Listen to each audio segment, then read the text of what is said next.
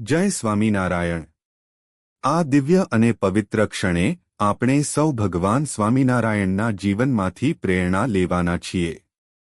ભગવાન સ્વામિનારાયણ માત્ર એક મહાન સંત જ નહીં, પરંતુ સમગ્ર સમાજને સાચા માર્ગે દોરી ગયેલા દિવ્ય અવતાર હતા। તેમનો ઉપદેશ હતો દયા, ધર્મ, ભક્તિ અને સત્ય। આ ચાર આધાર પર જીવન જીવવું। ચાલો હવે આપણે ભગવાન સ્વામિનારાયણના દિવ્ય જીવનની કથા શરૂ કરીએ। ઘણા વર્ષો પહેલા ઉત્તર પ્રદેશના છપૈયા નામના નાનકડા ગામમાં એક પવિત્ર અને દિવ્ય આત્માનો જન્મ થયો। પિતાનું નામ હતું ધર્મદેવ અને માતાનું નામ હતું ભક્તિમાતા। આ બાળકનું નામ હતું ઘનશ્યામ। બાળ ઘનશ્યામ નાનપણથી જ અત્યંત દયાળુ, શાંત અને સમજદાર હતા। તેમને ગરીબો, દુઃખી લોકો અને પ્રાણીઓ માટે ખૂબ કરુણા હતી। બાળપણમાં જ તેઓ માતાપિતાને પ્રશ્ન પૂછતા, ભગવાન કોણ છે? સાચું સુખ શું છે? આ પ્રશ્નો દર્શાવતા કે આ બાળક સામાન્ય નથી। જ્યારે ઘનશ્યામ હજુ નાના હતા ત્યારે તેમના માતાપિતાનું અવસાન થયું। આ ઘટનાએ તેમનું જીવન બદલી નાખ્યું। ઘનશ્યામે નક્કી કર્યું કે હવે હું ભગવાનની શોધમાં નીકળું છું। તેમણે ઘર છોડ્યું અને એક નવી યાત્રાની શરૂઆત થઈ। ઘનશ્યામ હવે ઓળખાયા નીલકંઠ વર્ણી તરીકે। માત્ર 11 વર્ષની ઉંમરે તેમણે ભારતભરની યાત્રા શરૂ કરી। જંગલો, પર્વતો, હિમાલય, તીર્થસ્થાનો, ભૂખ, તરસ અને કઠોર તપસ્યા વચ્ચે પણ નીલકંઠ વર્ણી અડગ રહ્યા। તેમણે કઠોર વ્રત પાળ્યા, અહિંસા, બ્રહ્મચર્ય, સત્ય, વૈરાગ્ય। ઘણા સંતો અને યોગીઓ પણ તેમની તપસ્યા જોઈને આશ્ચર્યમાં પડી ગયા।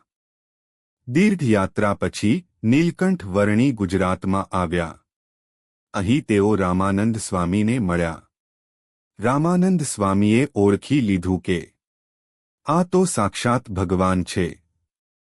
પછી નીલકંઠ વર્ણીને સ્વામિનારાયણ નામ આપવામાં આવ્યું। અહીંથી ભગવાન સ્વામિનારાયણ તરીકે તેમનું દિવ્ય કાર્ય શરૂ થયું। ભગવાન સ્વામિનારાયણે સ્વામિનારાયણ સંપ્રદાયની સ્થાપના કરી। તેમણે અનેક મંદિરો બંધાવ્યા: અહમદાબાદ, વડતાલ, જૂનાગઢ, ઢોળેરા। સંતો અને ભક્તોને ધર્મ અને ભક્તિના માર્ગે દોર્યા। ભગવાન સ્વામિનારાયણ જ્યાં જતા ત્યાં દુઃખ દૂર થતું, રોગીઓ સ્વસ્થ થયા, દુઃખી લોકોને આશા મળી। પરંતુ ભગવાન ક્યારેય ચમત્કારનો અહંકાર ન કરતા। તેઓ કહેતા, ભગવાન પર વિશ્વાસ રાખો અને સારા કર્મ કરો।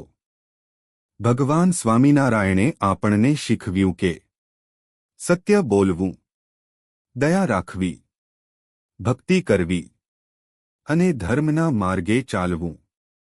આજ પણ જો આપણે તેમના ઉપદેશોને જીવનમાં ઉતારીએ તો જીવનમાં શાંતિ અને આનંદ જરૂર મળશે। સમાપન એન્ડિંગ। ચાલો આપણે સૌ ભગવાન સ્વામિનારાયણને હૃદયપૂર્વક સ્મરણ કરીએ। જય સ્વામિનારાયણ। જો તમને આ કથા ગમી હોય તો કૃપા કરીને લાઈક કરો, શેર કરો અને ચેનલ સબસ્ક્રાઇબ કરો।